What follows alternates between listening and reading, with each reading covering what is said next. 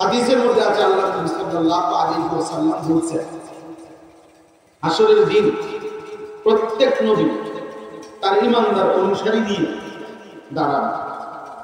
তো নবীজি সাল্লাল্লাহু আলাইহি ওয়াসাল্লাম বলেন, কোন নবী তিনজন নিয়ে দাঁড়াবে ঈমান, কারোর সাথে দুইজন থাকবে ইসলাম, কোন নবীর অনুসারী থাকবে ওয়াহিদ একজন, এমনও নবী আর দাঁড়াবে লাইসা মাআহু আহাদ, তার সাথে একজন, মানে কেউই কালেমা পড়ে নেন না। তাহলে এখন বলেন, কেউ কালেমা পড়ে নাই অথবা একজন, তো এই নবীরা কি ব্যর্থ? তাহলে এটা কি বুঝাবে? সফলতা কিংবা ব্যর্থতার জন্য সংখ্যা কোন বিষয়। নবী সাল্লাল্লাহু আলাইহি সাল্লামকে কতজন, কয়জনের ঈমান আনবে, এই কয়টা সংখ্যার টার্গেট দিয়ে পাঠায়, গোটা আলমের জন্য। আপনি বলে যান, আপনি প্রচার করেন, আপনি মেহনত করেন, আমি আল্লাহই আমার সিদ্ধান্ত মতে ফয়সালা দেব যে আমি কয়জনকে হেদায়েত দেব। এটা আল্লাহ বলে রাখছে, আপনার দায়িত্ব বলে দেব। ইন আলাইকা ইল্লাল বালাগ, কোরআনের স্পষ্ট আয়াত। আমাদের নবীকে সরাসরি আল্লাহ বলছে, বন্ধু আপনার দায়িত্ব হচ্ছে পৌঁছিয়ে যাওয়া। আপনি শতভাগ সততার সাথে, ইনসাফের সাথে আপনার জিম্মাদারিকে আদায় করেন। এবার কতজন হেদায়েত আসবে, কালেমা পড়বে, মুমিন হবে, এটা আমি রবের কাছে। ইন্নাকা লা তাহদি মান আহবাবতা, আপনি প্রচন্ড ভালোবাসলেও নবীকে আল্লাহ বলছে আপনি নিজের সিদ্ধান্তে কাউকে হেদায়েত দিতে পারবেন না। ওয়ালাকিন্নাল্লাহু ইয়াহদি মান ইয়াশা, কারণ আল্লাহ যাকে চান তিনি তাকে হেদায়েত দেবেন, আপনি শুধু বলবেন। তাহলে আসলে বাস্তবতা হলো কয়জন পরিবর্তন হবে, কে পরিবর্তন হবে, সেটা মালিকের কাছে। আমাদের ওলামা কেরামের জিম্মাদারি বলে যাওয়া। কোরআন শরীফে আছে, আল্লাহ বলছে কালিলাম মা তাশকুরুন, আমার শুকর আদায় করে কম, কালিল মানে কম। কালিলাম মা তাযাক্কারুন, আল্লাহ বলছে আমার কথা থেকে উপদেশ গ্রহণ করে, কোরআন থেকে আল্লাহর কথা থেকে কম, কালিল। তাহলে কম হওয়া এটা লজ্জার বিষয়। তাহলে আল্লাহ এটা বললেন, ওয়াকালিলুম মিন ইবাদিয়াশ শাকুর, আল্লাহ বলেন আমার শুকরগুজার কৃতজ্ঞ বান্দা কম। কালিল মানে কি? ওমা আকতারুন নাস ওয়ালাউ হারাসতা বিল-মুমিনিন, সূরা ইউসুফের মধ্যে আল্লাহ আমাদের নবীকে বলছেন, বন্ধু আপনি খুব চাইলেও অধিকাংশ লোক মুমিন হবে না। ওয়ালাউ হারাসতা, এজন্য দোস্ত আমার, প্রিয় যুবক ভাই, সবার কাছে সংখ্যা এটা কোনো বিষয়, জনপ্রিয়তাও কোনো বিষয়, সবাই চিনলে সফল না, এটা কোনো জরুরি, সবাই চিনতে হবে জরুরি। মনে করেন কোরআনুল কারীমের মধ্যে 25 জন, কোরআন শরীফে 25 জন নবী এবং রাসূলের নাম আছে। কতজন? তো নবী রাসূল কি মোট 25 জন? তো বাকিদের নাম নাই। তো বাকিদের যাদের নাম নাই তারা ব্যর্থ, তাহলে ওনাদের তো কেউ চিনে না। অন্যান্য কিতাবের মধ্যে আরো কিছু নাম পাওয়া যাবে, তো এটা হলে আরো 20-50 জন, তো 1,24,000 নবী। এই যে বর্ণনাটা, যদি এই বর্ণনাটাই ধরা হয়, তাইলে নাম জানে পৃথিবীবাসী এই সংখ্যা বেশি না জানে না এই সংখ্যা বেশি? জানে এমন নবী সব মিলে 100 নাম জানে, জানে না পরিমাণ কি বেশি।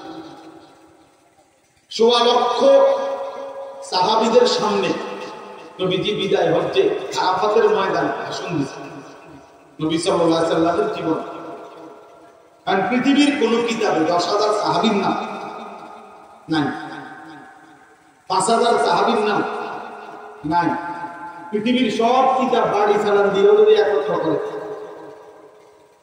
তারপরও 10,000 সাহাবীর নাম কি করা যাবে না, একসাথে করা যাবে না। তো তাইলে 1.25 লক্ষ সাহাবী তো বিদায় হজ্জে আরাফাতের ময়দানে ছিল, আরো ছিল বাড়ি ঘরে, সেগুলো আমি বাদে দিলাম, আরো ভাইরা বাদে দিলাম।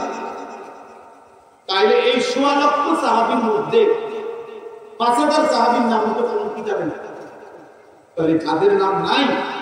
এই সাহাবায়ে কেরাম, ওনারা ব্যর্থ, ওনাগুলো তো কেউ চিনল না।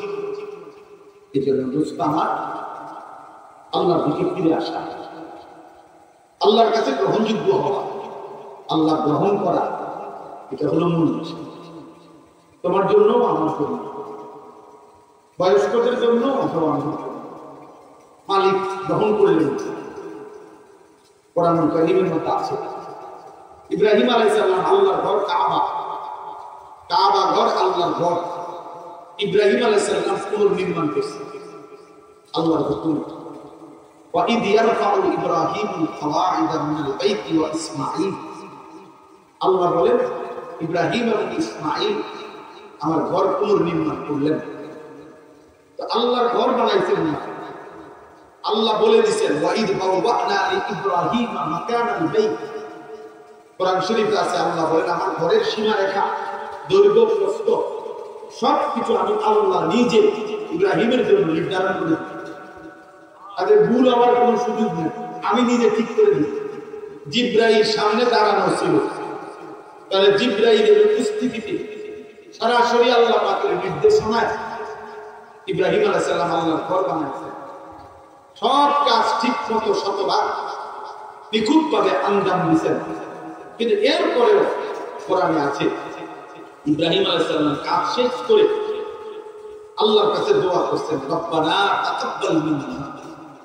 আল্লাহ, কাজটা শেষ করতে এটা বড় কথা না, আপনি কবুল করে নেন, এটা হলো বড় কথা। আপনি গ্রহণ করেন, আপনি কবুল করেন। তাইলে প্রিয় ভাই, যারা মাহফিলের ইন্তজাম করছো ভাই, তোমাদের কবুল। খুব লাফাইলা ফালাইলা, খুব দফাদফি করলে দেখাই দিলাম একটা মাহফিল, লোক হয়েছে আরো বড় আনকিল সামনে বসে, আরো বড় হুজুর আনকিল লোক হইতে মানুষের কি। আর এমন ব্যস্ততায় সময় কাটাইলা যে এত পরিমাণ ব্যস্ত ছিল যে মা নিজে করতো না, এসার নামাজও করতো না। তাই মনে রাখো দোস্ত, এর তেমন কোন উল্লেখযোগ্য ফায়দা আসে না, ফায়দা আসবে না। এটা কোনো আহামরি কিছুই না যে অনেক লোক হয়েছে অথবা হয় না, এটা কোনো সফলতা ব্যর্থতা কিছু না।